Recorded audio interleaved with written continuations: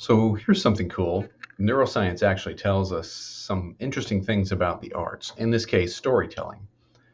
There's a lot of advice out there on how to write a good scene for your fiction novels. I'm a big fan of the works of Robert McKee, Dara Marks, and Sean Coyne of StoryGrid fame. I use the StoryGrid technique, for example, in writing King of the Forgotten Darkness, which is available for pre order. Link below. So, King of the Forgotten Darkness is about a man who has to illegally enter a dark and wild magical world in order to save what left of his family. Click on the link in the description to learn more. Nice segue there, huh? Oh, yeah. Gen Xer here learning the hashtag skills. So, anyway, the thing I've noticed about this advice is that there are parallels in many types of psychotherapy, in particular with respect to the concept of novelty. And you also see this spoken of in neuroscience. See, the brain is actually not just a meaning making organ, which is something I say all the time on this channel, but it's a really good novelty detection organ. Actually, the two things are very closely linked. Well, why would that be? Well, because there's not much use in having a big brain that can process all kinds of information if you don't have a good idea of what's really different about what's going on that needs attention focused on it. So there's a huge amount of neuroscience now on the concept of novelty and novelty seeking in the environment and how attention is focused on things that are novel in the environment. So it turns out there's actually a lot of literature on this in the work of several different scientists. I'm going to talk about Ernest Rossi today, a psychobiologist, hypnotherapist, a Jungian analyst, who published a huge body of work during his lifetime up until his death in 2020 at the age of 87. His work is incredible. It's very Anthony Stevens-like in its boldness and its breadth of study, in my opinion. Now, I'm not going to bog you down with a summary of his massive body of work because that would take me hours. I just want to focus on one thing that he talked about quite a bit, which was the novelty numinosum neurogenesis effect. Now, in his great work, The Psychobiology of Gene Expression, he puts it this way, all right, and I quote, "Novelty is associated with a positive sense of curiosity and wonder, and it can turn on activity-dependent gene expression to construct and reconstruct the brain and the way it works throughout the entire lifetime. This is the psychobiological essence of the relationship between the creative psychological experience and neurogenesis. It is a psychosynthetic process of updating and recreating ourselves in everyday life, as well as in the arts, humanities, and sciences." As an aside, I just want to point out here, he was into integrating neurosciences with arts, much like I am, only he came way before I did doing this. Back to Rossi. "The novelty numinosum neurogenesis effect," he writes, "documents how highly motivated states of consciousness can turn on and focus gene expression, protein synthesis, neurotransmitters, and neurogenesis in our daily creative work of building a better brain." Great stuff, huh? So Rossi used this novelty numinosum neurogenesis effect to describe several psychotherapeutic methods, but this effect is embedded in the advice on good storytelling as well that I mentioned up there previously.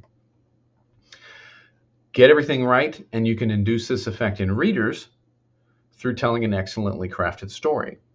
So how is this done? Well, primarily you want to focus on novelty. There's many ways to do this, but this is the one I'm focusing on today.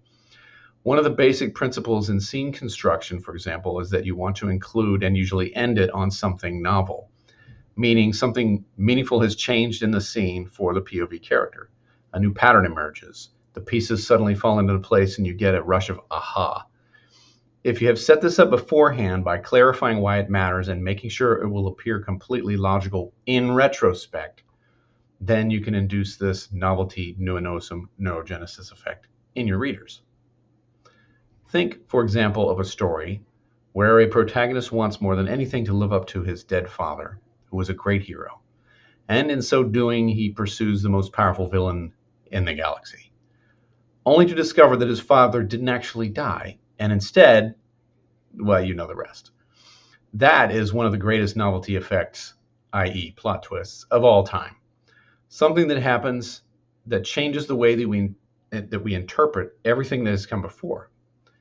This is something we're always doing anyway. We're always reevaluating the past in light of the new information that we just acquired through this novelty detection organ. But as a storyteller, you have, of course, the ability to craft this, put it in just such a way that it can have a very profound and thunderous shift on, if not the reader, then at least the POV character. And having that character then have to reevaluate everything they thought they knew, and recognizing that everything they thought they knew has now changed. I think actually this is what readers crave from authors, screenplay, screenwrites, and so forth. They want this emotionally powerful aha. Even if the reader can predict the novelty moment in the story, you can still make it work by having it profoundly transform the reader's stand-in, the protagonist. And you can see this in even the most formulaic elements of story, formulaic types of stories. We all know how it's going to play out, right? The two romantic protagonists are going to get together in the end. That's not as important as making this seem as though it's a huge moment for the protagonists, right? So that's how you get around the fact that there's only so many stories that you can tell, and you can only tell them so many different ways. That doesn't matter as much as having the protagonist go through this transformative process. And I think one of the biggest mistakes that beginner writers make is they don't think of that. They think that they have to come up with something truly profoundly different, and that's extremely difficult to do. Rather, you want to set it up so that the protagonist character is going through these changes and shifts in their knowledge base of the world, and that's good enough. Even if the reader can see it coming, it'll still be pretty powerful. Now, novelty and twists don't work if you don't set them up properly. And you have to establish the expectation beforehand, then you run over with a truck of unexpected turns. This effect must be logical in retrospect too, so don't cheat, right? It has to withstand scrutiny, or else it will then impact the reader, but then irritate them later after they'll feel cheated after they look back on it. Wait a minute, that doesn't make sense.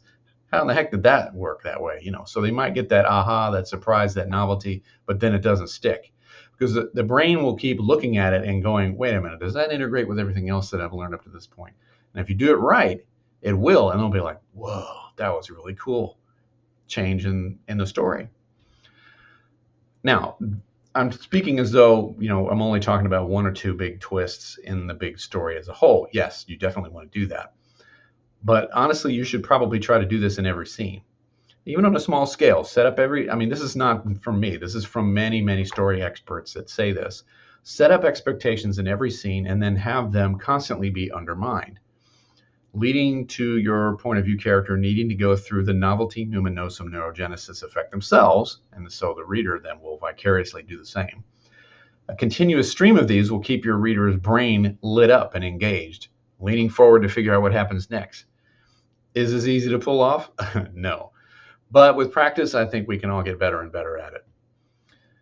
In any case, if you enjoyed this, click the like, subscribe, and sign up for my newsletter as well. You'll see some other stuff there that you can't get here. And we'll see you next time.